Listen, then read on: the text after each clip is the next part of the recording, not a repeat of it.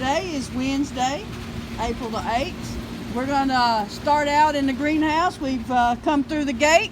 I've already got the garden hose out and watered the irises, the sage, some of the herbs that were originally planted for the plant sale.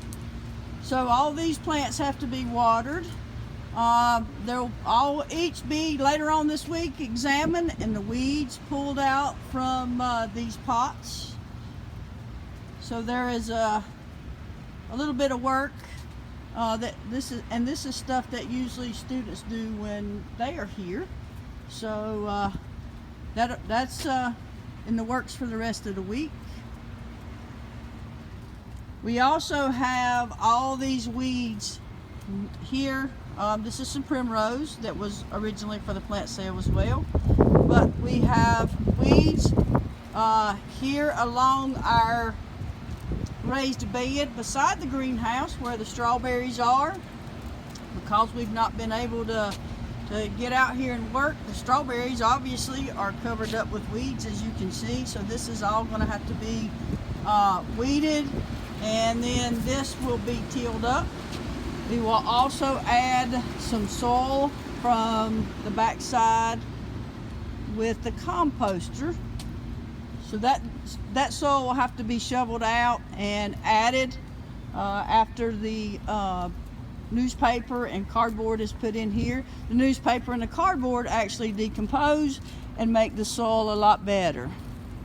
The maintenance people have actually been out to spray. Yesterday they came out and sprayed. It looks kind of snaky out here, but this bed here we'll finish. This bed actually students worked on before our break from the coronavirus, and we have work to be done here. There's soil that needs to be added. This is also another bed that the students cleaned out. These two beds. So these two will, as soon as we're over the fear of frost, these two beds will have some plants put in them. Obviously the wind has blown the plastic off the potting soil, so I've got to get out here and put the plastic back over the potting soil and tie it back up and get that done. So now we're going to walk into the greenhouse. It started to warm up some. So the fans are on. It's a little warm in here. These are the plants that we originally had, that students and volunteers had potted up for the plant sale. So some of these plants take a little extra work. The plants like the calancho here have a tendency to get scale. And so if we find scale on any of these plants, they have to be separated. The scale is squeezed and pulled off, and then we spray with alcohol and water. Of course, the bad thing is right now it's kind of hard to get some alcohol. So thank goodness I bought some and have some put up. Okay, here's a really good example of some mealybug. This is one of our corn plants, but as you can see, all this white on this plant is mealybug. So that means that I'm going to have to get the alcohol and water. This will have to be sprayed at least for the next week, every day, to try to kill the mealybug. Let me see if I can find the alcohol and water. Right, here it is. So we're going to shake this up, and I'm going to spray some alcohol and water on the mealybug to see if this one has already been treated a couple of times, but it continues to be a problem. So we're going to spray real good. We'll check around the bottom of the container. I won't do that until I'm finished because I can't hold my phone and spray at the same time. But this is a process, like I said, that'll have to be repeated several times for this particular plant.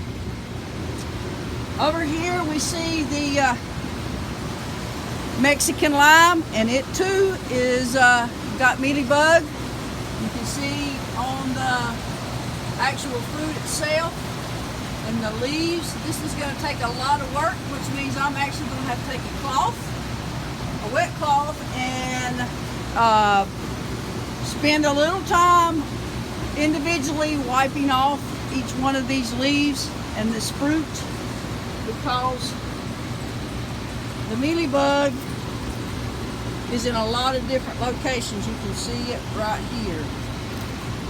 This plant also takes a lot of water, and it's going to have to be watered, but the downside to that is all the mealybug is on it, so I've got to take the garden hose and spray all this with a lot of water to see if I can wash off a lot of this mealybug, and then clean it off with a cloth, and then we'll have to be sprayed. Again, that's going to take several times. Over here we have obviously our banana tree. Guys, I'd like for you to look at the bananas. Look how much the bananas have grown since we've been out. These are the banana trees that have been separated that were for the plant sale. So you can see that where you guys had separated them, you and the volunteers, so all these were ready. And back here we have our angel trumpets. These angel trumpets were ones that were obviously for the plant sale. They've been watered. I'm getting ready to water these actually, and let's see, we may actually have some scale on the Jerusalem cherries. I do see some scale right here on the gardenias that are in here. So that means that these gardenias will have to be brought over here. Each plant will be examined, and as you can see, hopefully you guys will be able to see, under my fingers right here, those little things are scale. So that what happens when I try to take care of the scale is I clean it off with my hands, so it's a lot of tedious scraping. And actually we see ants. When I see ants, usually that's a good indicator that the plants have some kind of disease, because the ants eat the honeydew, which is on the gardenia. So not only does this gardenia have it, but the other gardenias that are over there have the scale as well. So this is going to be some work. We'll have to do a little bit of work with, we'll have to water obviously. I'll scrape all this off, and each one of these plants will be scraped off and sprayed with the alcohol and water. If not, then we'll use an insecticidal soap if I have any left. Then I'll also pull out all these extra weeds that have come up, because all this takes away. And if you look at the base of this one right here, you can really see the scale and how it's affecting the growth of this plant, because this is actually coming right from the bottom. So there's a lot of scale on this particular plant. Yesterday, I actually did a little work on this sago palm, because the sago palm itself had some scale. I was able to scrape it off, and you can still see that there's still some scale on this plant as well. So I worked on this one yesterday, but this one will have to be worked on again. Let's check this other one to see. Looks like I got the majority of the scale off this one, but this, no, there's some more right there. So we will definitely, this plant will definitely have to be sprayed again. Okay, so that's just looking at a couple of the plants. I wanted to really let you guys see how your plants are progressing that were ready for the plant sale. These are some of the seeds that we planted. These are some small peppers, different varieties that actually one of the early college students donated to the program. So these are progressing nicely. It won't be long before these will have to be separated and put in a larger container. You can see the mosquito plants are coming along well. These are ones that you guys rooted. back in the winter, and they're really growing really well. We have a lot of catnip, guys, a lot of catnip. Because the catnip sold really well last year, so we have a lot of extra. The marigolds, guys, the marigolds actually are companion plants for our tomatoes, so when we plant tomatoes out in the back, the marigolds here will be planted out there. We also have some lemon balm that is progressed really well. As you can see, I've separated all the lemon balm, and they're actually in individual containers, so that it makes it a little easier to water, and it makes it easier for the sale. Pepper plants, these are your California Wonders. They too are progressing really well. It will, in the next week or so, these will be ready to separate. So these will be planted in bigger pots.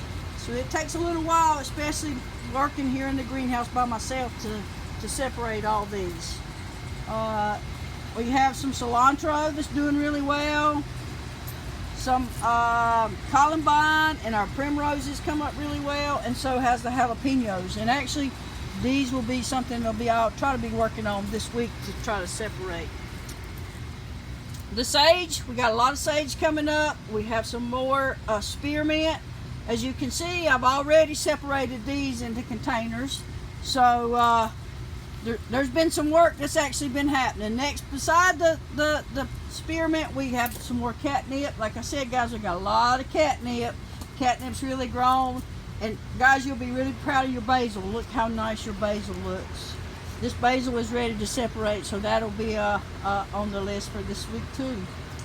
I think you're really going to be impressed with your tomato plants. These are your Braveheart tomato plants, which were the little ones, the little small cherry tomatoes. These actually are ready to separate and should have already been done, but just haven't had a chance to get those separated. We got some cat grass. If you got cats, your cats would really like this cat grass, but it's just sitting here in the greenhouse because I don't know that we're going to have a plant sale. Again, we have some more lemon balm, a few marigolds. These marigolds actually are big enough that a lot of this stuff needs to be separated. On the back row back here behind us, we have the old man's whiskers, as it's called, which is a wildflower that grows wild here in North Carolina. I've already separated some of those, and you can tell some of it's getting dry, and these obviously need a little bit of work, so I've got to work on those and give them a little bit of water. Some more basil. This is actually your cinnamon basil. The fennel is doing really well. We have some peppermint. So if you like spearmint, you're going to love the peppermint because it makes you think of Christmas, I think. Your next containers here are actually the poppies. These are perennial flowers that were for sale in the plant sale. And guys, look at all the aloe veras. When I'm showing you these aloe veras, there is 1, 2, 3 tables full of aloe veras that are ready for the sale.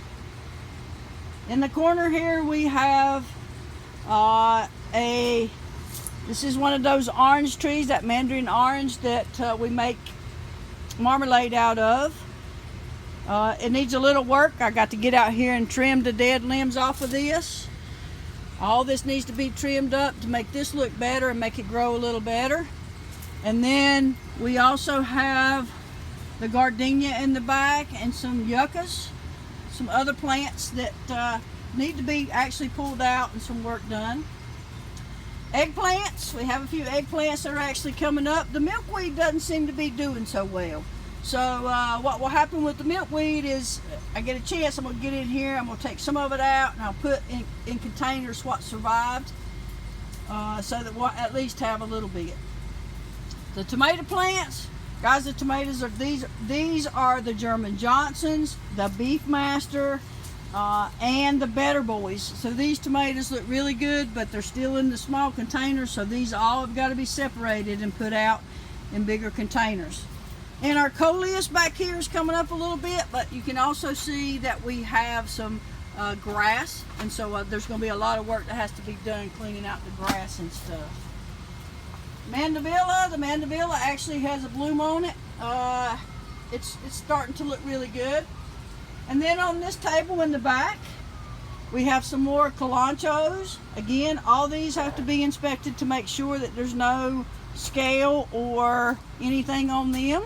And then, guys, check out your pineapples. Your pineapples are looking really good. No pineapples yet, but as you know, guys, it takes about 2 years to grow a pineapple to get the first one, okay? The ficus trees and of course our snake plants over here, these are all doing really well. They don't need as much water as some of the others, but there's a lot of work that goes along with that as well. So I'm just going to give you a little tour so you can see how well your plants are progressing. The rubber tree actually is doing really well. It has extra growth, new leaves coming out on those. The aglaomenias, these are the aglaomenias that you guys separated and that we did a lot of work on before our classes were ended. On this table, guys, is the avocados. Remember, we had 2 avocados that I brought from home that we have been working with and trying to keep alive here in the greenhouse. They look like they're doing really good. Let's just hope that we can have some avocados. Our croton plants are doing well. They too, these are some of the other ones that like a lot of water, so I have to water them quite often to make sure that they receive enough water. They look really good. The ferns are doing okay. Again, they look kind of spindly, but it's a little hard to spend a lot of time taking care of them. Guys, you can see all of your devil's ivy that you guys have rooted. So it is all growing really well. The palms that you guys separated and all put in all these containers, these are all doing really well.